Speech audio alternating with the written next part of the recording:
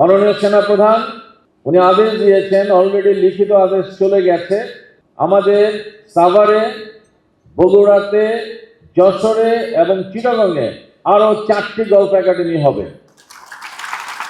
এবং উনি নির্দেশ দিয়েছেন উনি একই দিনে এই 4টা গল্ফ একাডেমির উদ্বোধনী করবেন। অর্থাৎ execution is a must and within very near future ইনশাআল্লাহ। আপনারা জেনে আরো খুশি হবেন, এই গল্ফ একাডেমিগুলো গল্ফিং এর সাথে সাথে এটা রেসিডেন্সিয়াল হবে, আবাসিক। ছোট ছোট করে শুরু হবে অন্য জায়গায়, বাট সাভার আর ঢাকাটা হচ্ছে আবাসিক।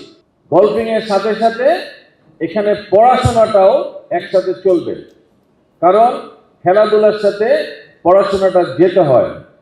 সায়েন্স, স্কিল, স্পিড, সেন্স, অনেক কিছু এটার সাথে ইনভলভ থাকে। That's why.